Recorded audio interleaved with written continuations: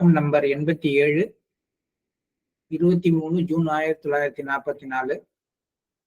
மதிப்பிற்குரிய லாலாஜி, நீங்கள் மேற்கொள்ளும் பணிவு துருவாதிபதிக்கு அடுத்த நிலையை சார்ந்தது.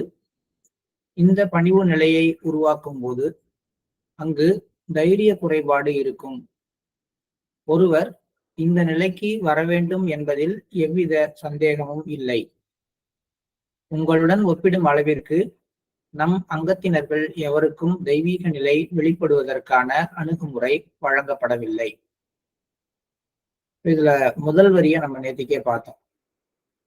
பாபுஜி துருவாதிபதி நிலைக்கு வரும்பொழுது துருவாதிபதி நிலைக்கு அடுத்த நிலைக்கு உரிய அந்த கேரக்டரை அவர் ரிஃப்ளெக்ட் பண்ணிட்டு இருக்காரு. அத்தகைய ஒரு பணிவு நிலை அவர்கிட்ட வருது. பட் அதுக்கு ஒரு சைடு எஃபெக்ட் இருக்குன்னு சொல்றாரு. அந்த மாதிரி ஒரு பணிவை, அந்த மாதிரி ஒரு மிகுந்த பணிவான நிலை வரும் பொழுது அதோடு கூடவே தைரிய குறைபாடு வரும். அவங்களுடைய கரேஜ் குறையும் அப்படின்னு சொல்றாரு. ஸோ இது ரெண்டுக்கும் இடையில ஏதோ ஒரு தொடர்பு இருக்கு. பணிவு அதிகமாகும் பொழுது தைரியம் குறையறதுக்கான ஒரு வாய்ப்பு இருக்கு இதை சொல்றாரு. ஆனா இந்த கண்டிஷனுக்கு ஒருத்தர் வரணும். ஏன்னா அந்த தைரிய குறைபாடு வரும் பொழுது அதை அடுத்த நிலைக்கு டிரான்ஸ்ஃபர் பண்ணி சாறுதல். எனக்கு தைரியம் குறைஞ்சி போச்சுன்னா நான் யாரையாவது ஒருத்தரை சார்ந்து வாழ்வேன். அப்ப மெல்லமா அந்த தைரிய குறைபாடுல இருந்து அது தெய்வீகத்தை முழுமையாக சார்தல் அப்படிங்கிற நிலைக்கு, சார்ந்து வாழ்தல் அப்படிங்கிற நிலைக்கு எடுத்துட்டு போகலாம். ஒருவர் இந்த நிலைக்கு வர வேண்டும் என்பதில் எந்தவித சந்தேகமும் இல்லை. அடுத்து சொல்றாரு, உங்களிடம் ஒப்பிடும் அளவிற்கு யாருக்குமே அப்ரோச் கொடுக்கப்படலை. உங்களுக்கு ஹையஸ்ட் அப்ரோச் கொடுத்துருக்கு. கீழே பாபு மதன் மோகன் லாலை பத்தி சொல்றாரு, அவரை விட தைரியம் கொண்டவர் யாரும் இல்லை. அதே நேரத்தில் உங்களை போல அன்பு கொண்டவர் யாரும் இல்லை. இது ரெண்டையும் அவங்க ரெண்டு பேருடைய குவாலிட்டியும் சொல்றாரு. துருவாதிபதி நிலையானது அகந்தையுடனான தற்பெருமை நீங்கிய பின் வரும். துருவாதிபதி நிலைக்கு பேஸ் கேரக்டர் என்ன? நான் ஒரு துருவாதிபதி ஆகணும் அப்படின்னா அடிப்படையா என்ன இருக்கணும்? அகந்தையுடன் கூடிய தற்பெருமை நீங்கே இருக்க வேண்டும். நம்மகிட்ட தற்பெருமை குறைய குறையதான் நம்ம அந்த நிலைமைக்கு மாஸ்டர் நம்மளை கொண்டு போறதுக்கான தகுதி உடையவர்களா. அங்க இன்னொன்னு என்ன இருக்கக்கூடாது? அகந்தை இருக்கக்கூடாது. இந்த அகந்தை தற்பெருமை பத்திலாம் இப்ப கூட மாஸ்டர் நம்மளுடைய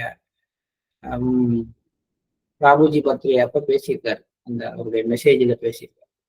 இந்த அகந்தையும் தற்பெருமையும் நீங்கிய பிறகுதான் துருவாதிபதி நிலையானது உதயமாகும். சில காலங்களுக்கு பின் PM உங்களிடம் திரும்ப வருவார். என்னிடம் நீங்கள் ஒப்படைக்கும் பணி எதுவாக இருந்தாலும் அது என் பொறுப்பாகும்.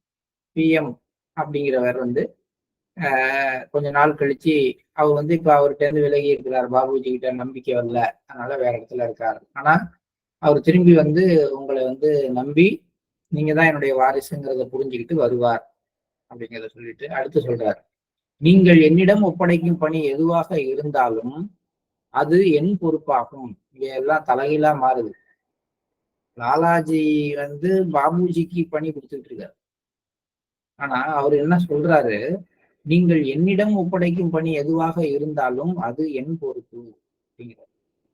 அப்ப அவங்க ரெண்டு பேருக்கு இடையில உள்ள ரிலேஷன் யாரு யாருக்கு வேலை கொடுக்குறாங்க, யாரு யாருக்கு அடிமை, யார் யாருடைய பணியாள், இது எந்த மாதிரியான உறவு முறை அப்படிங்கிறத நம்முடைய இதயங்கள் உணர்ந்து பார்க்க வேண்டும்.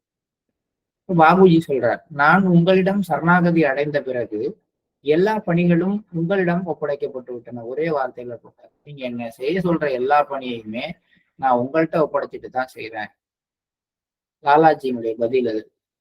அப்படியானால் பணிகளை செய்த பின் ஓய்வாக இருங்கள். எனினும் உங்கள் மனதில் பணியின் செயல்பாடு பற்றிய சிந்தனை இருக்கும். ஏனெனில் நீங்கள் மட்டுமே என் கருவி ஆவீர்கள். இப்ப வேலையை செஞ்சு முடிச்சுட்டா நீங்க ஓய்வு எடுத்துக் கொள்ள வேண்டும். ஏன்னா வேலையெல்லாம் என்னிட்ட ஒப்படைச்சிட்டீங்க. நீங்க செய்யற எந்த வேலையுடைய பலனோ அதனுடைய பாதிப்புகளோ உங்களுக்கு இருக்கக்கூடாது. ஆனாலும் கொஞ்சம் கொஞ்சம் மனதுல அந்த பணியின் செயல்பாடு பற்றிய சிந்தனை இருக்கத்தான் செய்யும். ஏன்னா நீங்க தான் என்னுடைய டூலாக இருந்து அதை செய்கிறீர்கள். அதுக்கு அடிப்படையாக அந்த எண்ணங்கள் கொஞ்சம் இருக்கதான் செய்யும்.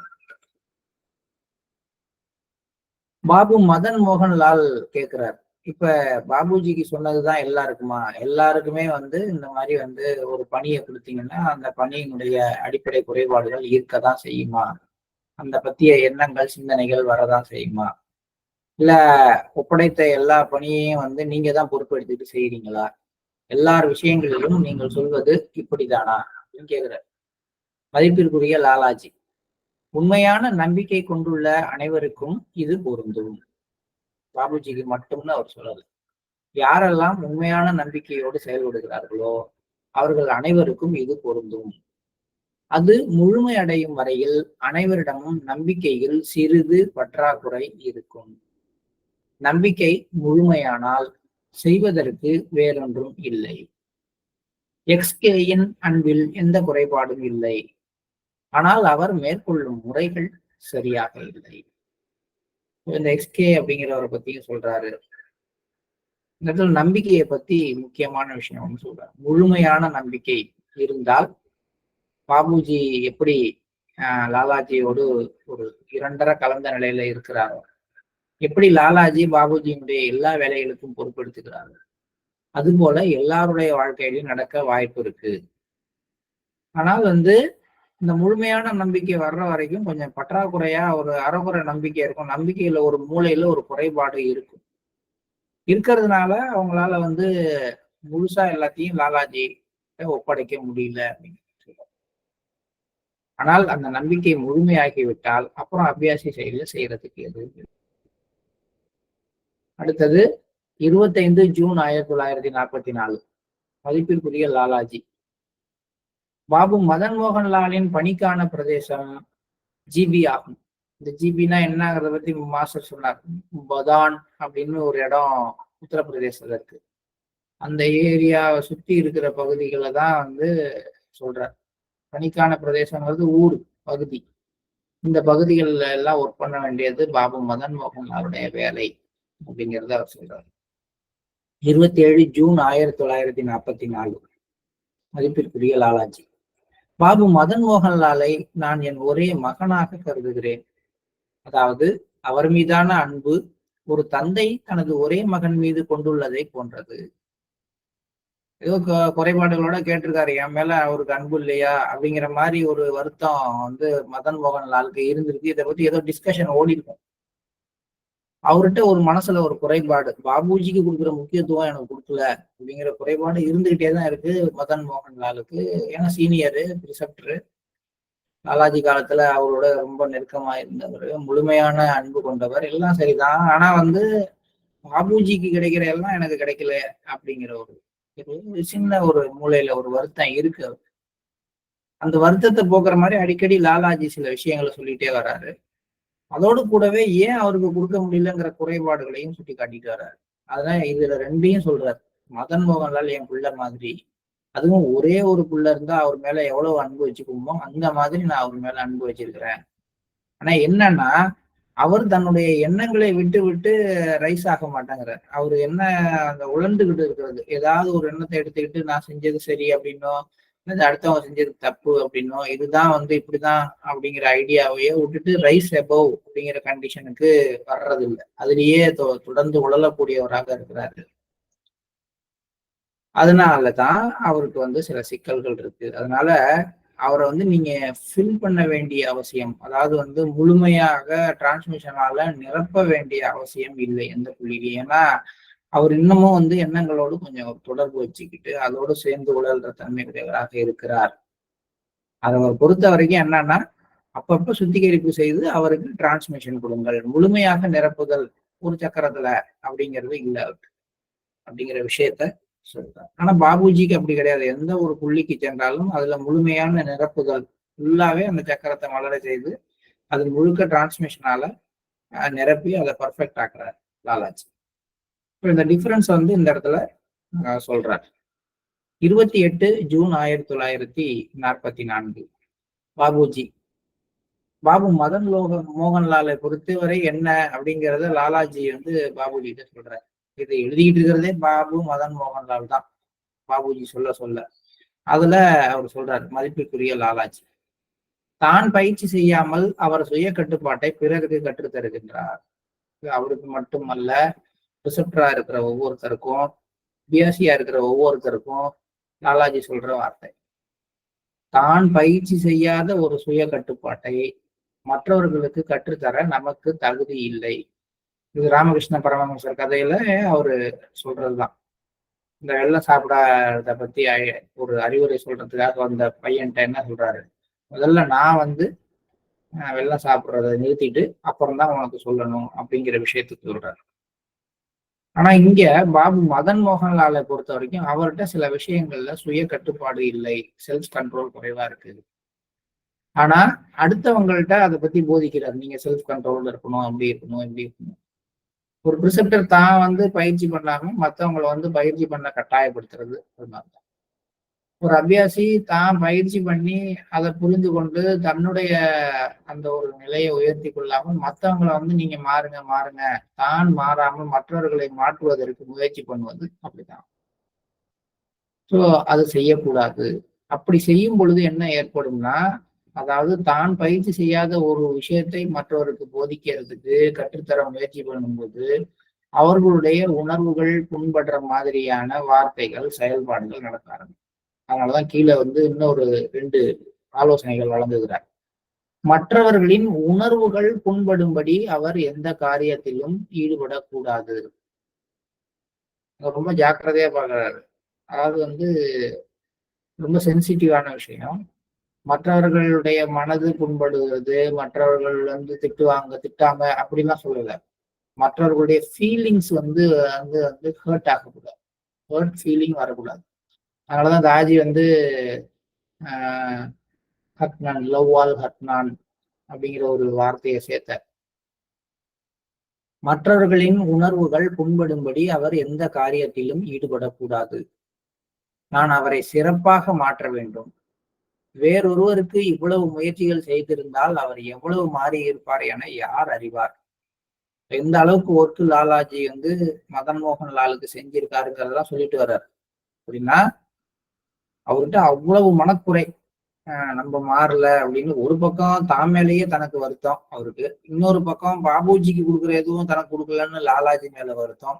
இந்த எண்ணங்களை விட்டுட்டு அவர் மேல வர்றதுக்கு அவருக்கு வாய்ப்பு இல்லாமலே இருக்குது. இது நிறைய பேருக்கு இந்த மாதிரி இருக்கும். அவங்களுக்கே தெரியும் அதெல்லாம் தவறு அப்படின்னு. ஆனாலும் கூட அந்த எண்ணங்களிலே உழல்றது அவங்களுக்கு பழக்கமா. அது மாதிரி இருந்ததுனாலதான் பாபுஜிக்கு வந்து லாலாஜி வந்து மதன் மோகன்லாலை பத்தி சொல்றாரு, நான் அவரை சிறப்பா மாற்றணும்னு தான் ஆசைப்பட்டுட்டு இருக்கேன். ஆனா அவர் என்ன பண்ணக்கூடாது, தான் வந்து பயிற்சி செய்யாமல் சுய கட்டுப்பாட்டை பிறருக்கு கற்றுத்தர முயற்சி பண்றாரு. இந்த சூழ்நிலையில அவர் மற்றவர்கள் உணர்வுகள் புண்படும்படி ஏதாவது காரியத்துல ஈடுபட்டால் யார் வந்து மனக்காயம் அடைகிறார்களோ அவர்களுடைய அந்த ஒரு கண்டிஷன் ஆனது அவர் கண்டிஷனை பாதிக்கும். வேறொருவருக்கு இவ்வளவு முயற்சிகள் நான் செய்திருந்தால் அவர் எவ்வளவோ மாறி இருப்பார். ஆனா வந்து இவர்கிட்ட அந்த அளவுக்கு மாற்றம் இல்லை. இன்னர் கண்டிஷன்ல எந்த விதமான டிஃபெக்டும் கிடையாதுங்கிறார். கம்ப்ளீட்டா அவர் வந்து உள்ளார கிளீனா இருக்காரு. அவருடைய ஹார்ட்ல எந்த டாட்ஸும் கிடையாது, எந்த டார்க்னஸும் கிடையாது. அவருடைய எந்த சக்கராவும் வந்து அரைகுறையாக இல்லை. எல்லாத்தையும் நல்லா கிளியர் பண்ணி நல்லா தான் வச்சிருக்கேன். உள்நிலையில் எந்த வித குறைபாடும் இல்லை. அவருக்கு இருக்கும் நேரமும் குறைவு, ஏன்னா வயதானவர், இன்னும் கொஞ்ச நாளைக்கு தானே. இப்படிப்பட்ட நிலையில அவருக்கு என்ன வருதுன்னா சந்தேகமும் தயக்கமும் வந்துகிட்டே இருக்கு. என்ன சந்தேகம் வருதுன்னா, நமக்கு வந்து அதுக்கெல்லாம் தகுதி உண்டா, நான் அந்த நிலைமைக்கு வந்திருப்பேனா, என்னால முடியுமா அப்படின்னும், ஏதாவது ஒரு வேலையை எடுத்து செய்யும் பொழுது இதை நம்மளால செய்ய முடியுமா அப்படிங்கிற ஒரு தயக்கமும், நம்ம செய்யலாமா செய்ய வேண்டாமா அப்படிங்கிற யோசனையும் இருக்கு. ஸோ இந்த சந்தேகம் மற்றும் தயக்க நிலையை அவர் தாண்டி வரணும்.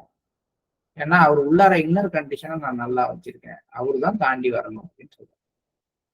இந்த சந்தேகம் எதனால வருது, போன ஸ்லைட்ல சொன்னார்ல, பணிவுல ஒரு ஓரத்துல கொஞ்சம் குறைபாடு இருக்கும், நம்பிக்கை முழுமையா ஏற்படாததுனால அப்படின்னு சொல்றாருல, அதுக்கும் இதுக்கும் சம்பந்தம் இருக்கு. இரண்டாவதா என்ன சொல்றாரு, நம் முன்னோர்கள் பாணியில் பயிற்சி அளிப்பதை அவர் நிறுத்த வேண்டும். தனது வயதை பற்றி அவர் எண்ணக்கூடாது. யாரையும் அவரை விட கீழானவர்கள் என்று எண்ணக்கூடாது. முன்னோர்களின் பாணி அப்படின்னா வந்து அவங்க காலத்தெல்லாம் வந்து இவங்கதான் சூஃபிசம், முஸ்லிம்ஸ், அவங்க அவங்கதான் வந்து ரொம்ப டாமினன்ட். அவங்களுடைய மெத்தட் ஆஃப் பிராக்டிஸ் என்னவோ அது மாதிரி வந்து இவங்களுக்கு பயிற்சி கொடுக்கறதுக்கு அவர் முயற்சி பண்றாரு அப்படின்னு தான் நான் நினைக்கிறேன். அதை பத்தி தான் ஏதோ ஒரு இடத்துல மாஸ்டர் பேசும்போது பேசிட்டு இருந்தாரு. பட் எனக்கு தெரியல, இப்படி இருக்கலாம். அல்லது முன்னோர்கள் பாணின்னா நம்ம மெத்தட்ல எப்படி எல்லாம் சொன்னமோ மந்திரம் அந்த இதெல்லாம் ஆச்சாரம் அனுஷ்டானம்லாம் அந்த மெத்தட சொல்லி கொடுத்து பயிற்சி கொடுக்குறாரா நம்ம தெரியல. ஸோ அந்த மாதிரி பயிற்சி கொடுப்பதே அவர் நிறுத்த வேணுங்க. அதுக்கெல்லாம் நம்ம முக்கியத்துவம் கொடுக்கல. நம்ம நேரடியாக எதுக்கு போறோம், டிரான்ஸ்மிஷன் அந்த விஷயத்தை நோக்கி போறோங்கிறதுனால முன்னோர்கள் பாணியில் அவர் மற்றவர்களுக்கு பயிற்சி அளிப்பதை நிறுத்த வேண்டும். தன்னுடைய வயதை பற்றி நினைத்து கொண்டு தான் வந்து ரொம்ப மூத்தவர் அப்படிங்கிற எண்ணமோ இல்ல தான் ரொம்ப முதியவர்ங்கிற எண்ணமோ அவருக்கு வரக்கூடாது. ரொம்ப நான் சீனியரு, ரொம்ப வயது இருக்கிறதுலே அதிக வயது உடையவர் நான் தான், அதனால மத்தவங்க எல்லாம் எனக்கு கீழே தாங்கிற எண்ணமும் அவருக்கு வரக்கூடாது. இதெல்லாம் என்ன பண்ணும், அவர்கிட்ட தற்பெருமையை வளர்க்கும். தற்பெருமையும் அகந்தையும் இருக்கக்கூடாதுன்னு போன ஸ்லைட்ல தான் சொன்னார். அதுக்கு என்ன பண்ணணுங்கிற விஷயத்த கீழே இறங்கி வந்து மதன் மோகன்லாலுக்கு அவர் சொல்றாரு. கீழே ஜூன் மாதம் 27ஆம் தேதி கடிதத்தில் பயிற்சி அளிப்பது பற்றி நீங்கள் எழுதியுள்ளதை அனைவருக்கும் தெரியப்படுத்துங்கள். அந்த எக்ஸ்கேங்கிறவருக்கு நினைக்கிறேன், அவருக்கு வந்து எப்படி வந்து அபியாசிஸுக்கு ப்ராக்டிஸ் கொடுக்கணும், எப்படி வந்து டிரான்ஸ்மிஷன் கொடுக்கணும், அந்த பயிற்சி அளிப்பது எப்படிங்கிறத பத்தி ஒரு கடிதம் எழுதியிருக்காரு. அந்த கடிதத்துல ஒரு பிரதியை பாபு மதன் மோகன்லாலுக்கும் கொடுங்கள், மற்றொன்றை டிஎஸ்க்கும் அனுப்புங்கள். இந்த டிஎஸ்னா யாரு, எக்ஸ்கேனா யாருங்கிறதெல்லாம் பத்தி ஒரு நாள் சொல்றேன். மாஸ்டர் பேசும்பொழுது அப்பப்ப ஏதோ ஒண்ணு சொல்லியிருப்பாரு, அதை இங்கே குறிச்சு வச்சிருக்கோம். இதெல்லாம் வந்து தேவையில்லைதான், ஆனா தெரிஞ்சதுன்னா நான் ஒரு நாளைக்கு சொல்றேன். பட் அதுவும் கூட எந்த அளவுக்கு வந்து கரெக்டுன்னு எனக்கு தெரியாது. அவர் ரொம்ப படிக்கும் பொழுது வேகமா படிக்கும் பொழுது டக்கு டக்குன்னு பேர சொல்லிட்டு போனார். இப்போ என்ன பண்றாரு பாபுஜி, மெல்லமா தான் மெத்தட் ஆஃப் ப்ராக்டிஸுக்கு கொண்டு வராரு, எல்லாத்தையும் கொண்டு வர ஆரம்பிக்கிறார். ஏற்கனவே பிரிசெப்டரா இருந்தவர் இவர் சொல்ற மெத்தடை ஒத்துக்குவாரா?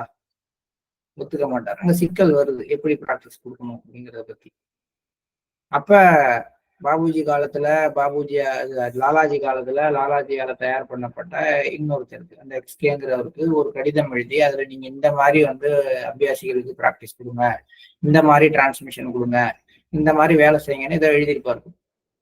இப்ப என்ன சொல்றாரு, அதோடைய ஒரு காப்பியை வந்து மதன் மோகன்லாலுக்கு கொடுங்க, இன்னொன்னு டிஎஸ்க்கு அனுப்புங்க அப்படின்னு சொல்லிட்டு, இது வந்து நீங்களா செய்யல, எப்படி பயிற்சி அளிக்கணுங்கிற எண்ணம் இது வந்து உங்களுக்கு ரிவீல் ஆயிருக்கு, டிவைன் ரிவல்யூஷன். அது இது என்னோட விஷயம் கிடையாது, தெய்வீகத்தினுடைய வெளிப்பாடு என்பதை தெரிவித்து அதை அவர் ஏற்றுக்கொள்ள வேண்டும் என்று கூறுங்கள். உங்க கடிதத்துல நீங்க எழுதியிருக்கிறது ஒரு டிவைன் ரெவல்யூஷன்ங்கிறத சொல்லி அதை அக்செப்ட் பண்ணிக்க சொல்லுங்க.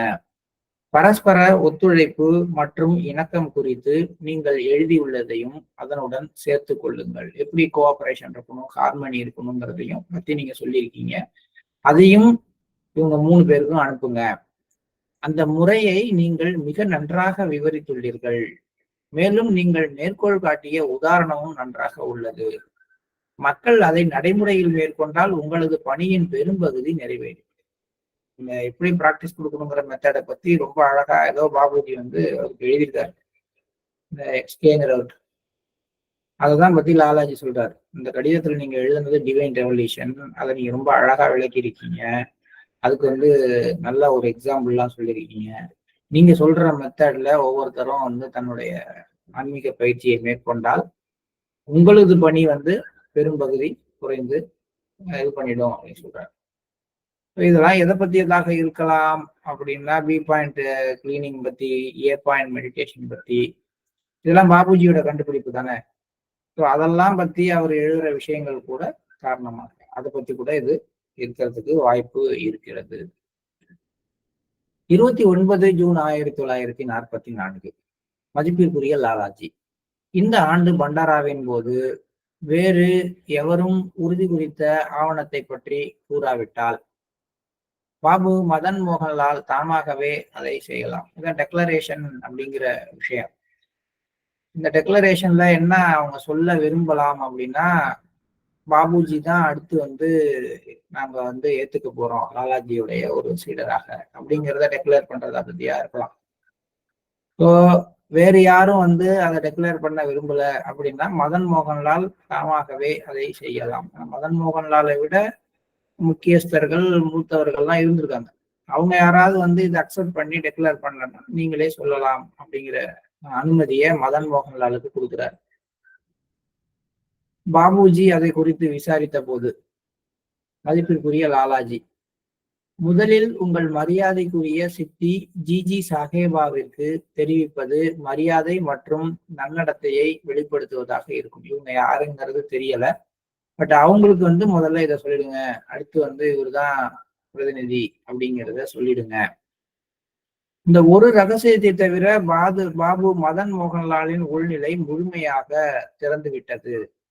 ஆனால் அதை இப்போது வெளிப்படுத்துவது சரியாக இருக்காது. ஏதோ ஒரு விஷயம் அப்படி சொல்லல, அது வந்து எந்த புள்ளியினுடையது அப்படிங்கறதெல்லாம் சொல்லல. பட் அந்த ஒரு சீக்கிரட்டை தவிர எல்லாமே கம்ப்ளீட்டா ஓப்பன் அப் ஆயிடுச்சு. ஆனால் அதை நான் இப்ப சொல்ல போறதில்லை, அதுவாகவே அவருக்கு புரிய வரும். எக்ஸ்கே தொடர்ந்து சத்சங்கம் நடத்துவதை முறைப்படுத்துங்கள். அவருக்கு எக்ஸ்கேங்கிறவருக்கு வந்து அவர் ரெகுலரா சத்சங்கம் நடத்திக்கிட்டு இருக்காரு, டிரான்ஸ்மிஷன் கொடுத்துக்கிட்டு இருக்காரு. அதை வந்து கரெக்டா செய்ய சொல்லுங்க, அதை ரெகுலரைஸ் பண்ணுங்க. டிரான்ஸ்மிஷன் பெற செல்லுமாறு அங்குள்ள மக்களிடம் கூறுங்கள். அந்த பக்கம் இருக்கிற எல்லா பிஎஸ்சிகள்கிட்டையும் நீங்க அங்க சத்சங்கம் அட்டன் பண்ணுங்க, அவர்கிட்ட வந்து சிட்டிங் எடுத்துங்கன்னு சொல்லுங்க. அவரது அதிர்ச்சியை நீக்குங்கள். அவருக்குள்ளார ஒரு ஒரு ஒரு ஷாக்கு, இந்த ஷாக்கை வந்து நீங்க தான் ரிமூவ் பண்ணணும். இப்பொழுது உங்களால் அதை செய்ய முடியும், ஏன்னா அந்த கெப்பாசிட்டி உங்களுக்கு கொடுக்கப்பட்டிருக்கு. அவரை உங்களுக்குள் மூத்தவராக கருதுங்கள், மேலும் உங்கள் இதயம் விரும்புவதை உணர்ந்து அவ்வாறே செய்யுங்கள். இந்த விஷயத்தில் வேறு எவரையும் உங்களுக்கு மூத்தவராகவோ இளையவராகவோ கருதாதீர்கள். எப்படி இருந்தாலும் ஒழுக்க விதிகள் கடைபிடிக்கப்பட வேண்டும். இந்த எஸ்கே வந்து ஒரு முக்கியமாக லாலாஜியால தயார் செய்யப்பட்டு வருகின்ற ஒருத்தர். அவர் வந்து தயார் செய்யப்பட்ட பிரிசெப்டர்கள் ஒருத்தர்னு வச்சுக்கலாம். பட் அவருக்கு வந்து ஒரு சின்ன ப்ராப்ளம், அதனால அவர் வந்து மிஷன் விஷயங்கள்ல இருந்து மெல்ல விலகி ஒதுங்கி இருக்கிறாரு. ஏன்னா அவருக்கு வந்து ஒரு நடந்த ஒரு நிகழ்ச்சினால அவருக்கு ஒரு ஷாக்கு. இந்த ஷாக்னால மெல்லமா அவர் எல்லாத்தையும் ஒரு ஏதாவது ஒரு விரக்தியான மனப்பான்மையில இருக்கிறாங்கிறப்ப அந்த விரக்தியை, அந்த அதிர்ச்சியை போக்கக்கூடிய கெப்பாசிட்டி பாபுஜிக்கு இருக்குங்கிறத சொல்லி அதை செய்யுங்க. அவரை வந்து உங்களுடைய சீனியர் அப்படிங்கிற அந்த மரியாதையோட நடத்துங்க. வேறு எவரையும் உங்களுக்கு மூத்தவர் அல்லது இளையவராகவோ கருத வேண்டாம். மற்ற யாரையும் வந்து மூத்தவர்னு கருதி அவங்க செய்யறதெல்லாம் ஒத்துக்கணும் அப்படிங்கிறதோ, இல்ல எல்லாரும் வந்து உங்களுக்கு வந்து ஜூனியருங்கிற மாதிரி நினைச்சு அவங்கள எல்லா விஷயத்திலையும் வந்து கட்டுப்படுத்துறது வேண்டாம் அப்படின்னு சொல்லிட்டு டிசிப்ளினை அதே நேரத்துல ஃபாலோ பண்றத செய்யுங்க அப்படின்னு சொல்றாரு. இந்த மேலே கூறப்பட்ட அதிர்ச்சி குறித்து, என்ன அதிர்ச்சி அவருக்கு ஏற்பட்டதுங்கிறத குறித்து பாபு மதன் மோகன்லால் வந்து சொல்றார்.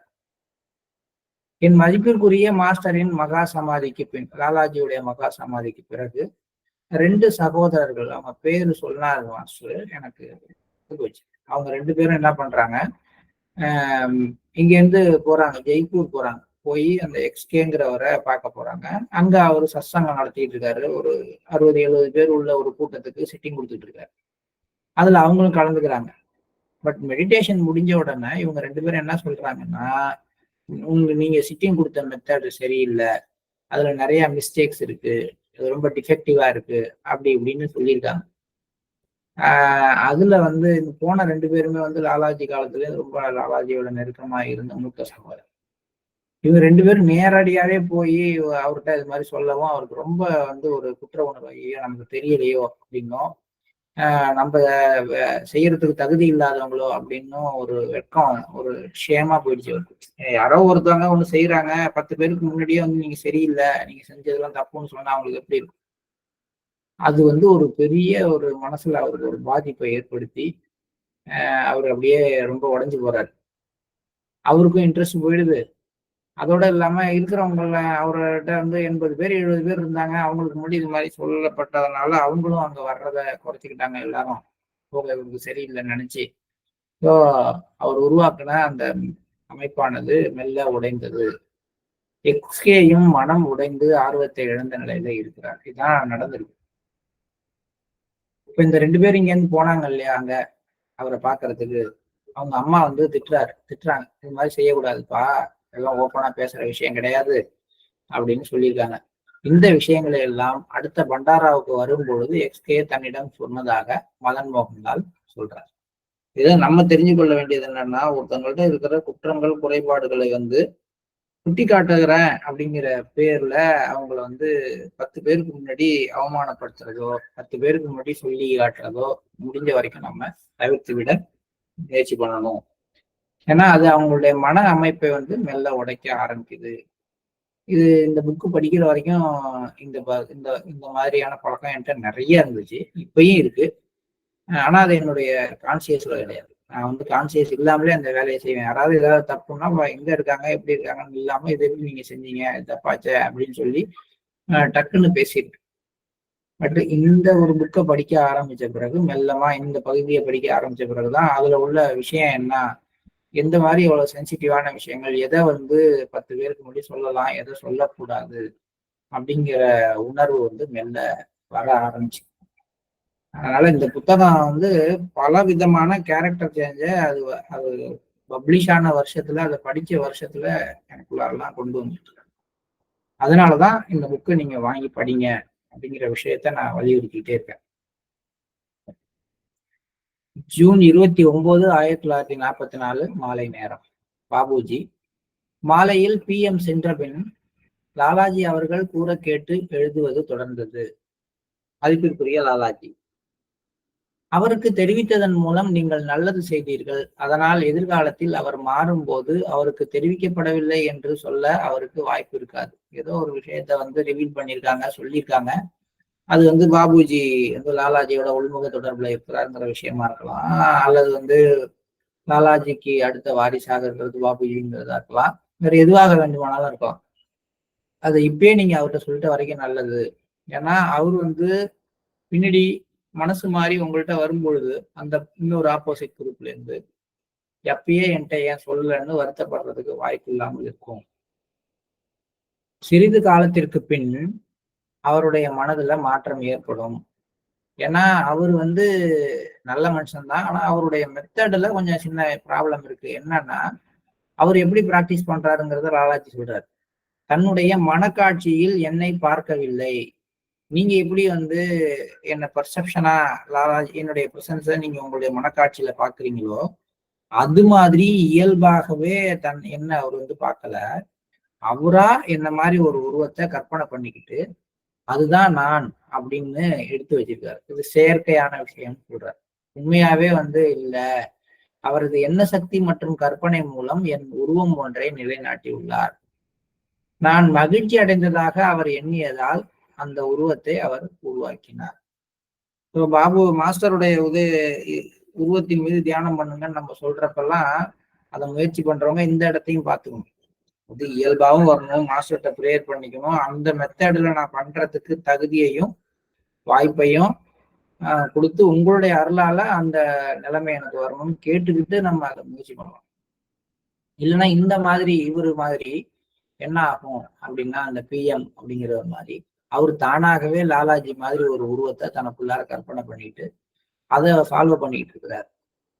இப்பதான் லாலாஜி சொல்றாரு, கூப்பிட்டவொடனே நான் வர்றது முடியாது, என்னை அழைப்பது என்பது அவ்வளவு எளிதல்ல, உங்கள்கிட்ட நான் பேசிட்டு இருக்கேன் எந்த நேரமும். ஏன்னா உங்களுடைய மனக்காட்சியில நீங்க என்னுடைய உருவத்தை பர்செப்ஷனா பாக்குறீங்க, ஒரு பிம்பமாக இல்லாமல் உண்மையாக பாக்குறீங்க. அவரு ஒரு பிம்பத்தை உருவாக்கி அதை பார்த்துட்டு இருக்காரு. அவரு சொல்ற மாதிரி அவரும் சொல்றாரு, நிறைய லாலாஜி கிட்ட நான் பேசுறேன் எல்லாம் சொல்றாரு. அப்பதான் பாபுஜி இங்க சொல்றது இந்த மாதிரி அவரும் தனக்கு தானே எல்லாம் செஞ்சுக்கிட்டு இருந்தாலும் அவரு லாலாஜி வந்தாரு, நான் கூப்பிட்டா பேசுவாரு அப்படிலாம் சொல்றாரு. அது கிடையாது. யாரும் என்னை அழைப்பது என்பது அவ்வளவு எளிதல்ல. அதே நேரத்துல உண்மையிலேயே மனதுல அன்போட என்னை நேசிப்பவர்களிடம் நானாகவே நிச்சயமாக செல்வேன். மனிதர்கள் தங்கள் மனம் போன போக்கில் பேசுகின்றார்கள். அவங்கெல்லாம் அவங்க இஷ்டத்துக்கு பேசிட்டு இருக்காங்க, அப்படிலாம் கிடையாது. மூல முதல் சுயம் முழு நிறைவடையும் பொழுது உண்மையான செய்தி தொடர்பு கிடைக்கும் என்ற நம்பிக்கை வர வேண்டும். இந்த இன்னர் கம்யூனிகேஷன் அப்படிங்கிறது எப்ப சாத்தியம்? ஒளி உலக ஆன்மாக்களுடன் நேரடியான தொடர்புங்கிறது எப்ப ஏற்படும்? முழு முதல் சுயம் முழு நிறைவடையும் பொழுது, நம்மளுடைய செல்ஃப் வந்து கம்ப்ளீட்டா ஃபில் ஆகும் பொழுது இதுக்கான வாய்ப்பு இருக்கு. அது தானாகவே நடக்கும். அந்த இன்னர் கம்யூனிகேஷன்ங்கிறது தானாகவே நடக்க ஆரம்பிக்கும். உண்மையான செய்தி தொடர்புங்கிறது உருவாகும். அப்பதான் உருவாகுங்கிற நம்பிக்கை ஒருத்தருக்கு வர வேண்டும். தான் என்னும் தன்மையின் விளைவால் துன்பப்படும் ஒருவர் எவரிடம் அதே போன்ற தன்மை இன்னும் நிலவுகிறதோ அவரை மட்டுமே ஈர்த்து கொள்வார். இது வந்து குரூப் மிஷன்ஸ்ல உருவாகிறதுக்கு அடிப்படையா இருக்கக்கூடிய ஒரு மனோபாவத்தை பத்தி லாலாஜிங்க சொல்லு. ஒருத்தட்ட வந்து ஈகோயிசம் இருக்கு. அந்த ஈகோயிசம் எப்படி இருக்குன்னா, நம்ம பாபுஜி பர்த்டேல தாஜி கொடுத்த மெசேஜ்ல அகங்காரம் எப்படிலாம் வெளிப்படும் அப்படிங்கறதெல்லாம் அவருக்கு சொல்லிங்க. அந்த தான் என்னும் தன்மையின் விளைவால் துன்பப்படும் ஒருவர்னா அவர் அந்த தன்மையின் விளைவை எப்படி வேணாலும் எடுத்துக்கலாம். தற்பெருமையா உள்ள ஒருத்தரா இருக்கலாம், அல்லது பயப்படுற ஒருத்தரா இருக்கலாம், அல்லது தான் வந்து யாராலையும் கவனிக்கப்படலை, தனக்கு அங்கீகாரம் கிடைக்கவில்லை அப்படின்னு வருத்தப்பட்டு இருக்க ஒருத்தரா இருக்கலாம். ஆனா இவ எல்லாமே இந்த அங்கீகாரம் கிடைக்கலங்கிற வருத்தம், தனக்கு எதுவோ நடந்துரும், தான் குடும்பத்துக்கு என்னவோ நடந்துருங்கிற பயம், அல்லது வந்து தன்னை பத்தி தான் ரொம்ப உயர்வானவர்னு நினைச்சுக்கிற அந்த பெருமைப்படுற தன்மை, இது எல்லாமே தான் என்னும் தன்மையின் விளைவுதான். இப்ப இவங்க எல்லாம் எப்படி இருப்பாங்கன்னா, இதே போன்ற தன்மை யார்கள் நிலவுகிறதோ அவர்களை அப்படியே ஈர்த்து கொள்வாங்க. ஒத்தது ஒத்ததை வந்து விளக்கும்பாங்க. இங்க ஒத்தது ஒத்ததை ஈர்க்கும் இந்த விஷயத்துல. இப்ப பாத்தீங்கன்னா அந்த மாதிரி குரூப்பா ஒரு ஒரு சென்டர்லயோ அல்லது வேற எங்கேயாவது ஒரு குரூப் ஃபார்ம் ஆனிச்சுன்னா பாத்தீங்கன்னா அந்த குரூப்ல இருக்கிறவங்க எல்லாரும் இந்த தான் என்ற தன்மையின் விளைவால துன்பப்படுற ஒருத்தங்களாக இருப்பாங்க. அவங்கதான் வந்து மிஷனோட ஆக்டிவிட்டிக்கு மாஸ்டர் சொல்ற விஷயங்களுக்கு அப்படியே பேரலா போகாம ஆப்போசிட்டா தனித்தனியாக குழுக்களை உருவாக்குறதுக்கு முயற்சி பண்றவங்களாக இருப்பாங்க. அதனால அந்த விஷயத்தான் லாலாஜி இங்க சொல்றார். ஏன்னா பாபுஜிக்கு ஒரு சின்ன வருத்தம் இருக்கு. ஏன் இவங்க எல்லாம் வந்து அங்க போறாங்க, இந்த எகென்ஸ்டா இருக்கிறவங்களோட இவ்வளவு கூட்டமா சேர்றாங்களே, எப்படி சேர்றாங்கிற ஒரு எண்ணம் இருக்கு பாபுஜி. அதுக்குதான் லாலாஜி இதை சொல்றாரு. தான் என்னும் தன்மையின் விளைவால் துன்பப்படும் ஒருவர் எவரிடம் அதே போன்ற தன்மை இன்னும் நிலவுகிறதோ அவரை மட்டுமே ஈர்த்து கொள்வார். என் சீடர்களில் வெகு சிலருடன் மட்டுமே என் தொடர்பு நிலைவாட்டப்பட்டுள்ளது. நான் உயிரோட இருந்த காலத்துல என்கிட்ட வந்து பயிற்சி பெற்ற என்னுடைய சீடர்கள்ல வெரி ஃபியூ சிலரோடு மட்டும்தான் என்னுடைய உள்முக தொடர்பு நிலைநாட்டப்பட்டுள்ளது சொல்றாரு. அப்ப அந்த பிஎம் பத்தி தான் இவ்வளவும் பேசுறாரு. பிஎம்ங்கிறது யாருன்னு தெரியாது. பட் அவர் வந்து இந்த தான் என்கின்ற தன்மையின் விளைவால கஷ்டப்பட்டு இருக்காருங்கிறதுங்கிறது இதுல வந்து ஒரு சூட்சமமான விஷயம். இப்ப திரும்பி கேஆருங்கிறவரை பத்தி சொல்றாரு. அவர் வந்து என்னோட அந்த இன்னர் கம்யூனிகேஷனுக்கு ரெடி ஆயிருக்காரு. மெல்ல மெல்ல எனக்கும் அவருக்கும் உள்ள அந்த உள்முக தொடர்பு பற்றிய உறவை உணர ஆரம்பித்துள்ளார். ஆனா என்னன்னா அவர் எங்கேயும் டீவியேட் ஆயிடாம தொடர்ந்து அதை கடைபிடிக்க வேண்டும். 30 ஜூன் 1944. இது நாளைக்கு படிக்கலாம். இப்ப ஆல்ரெடி மணி 5:32 ஆயிடுச்சு. இப்ப நம்ம காலை நேர தியானத்திற்கு செல்லலாம்.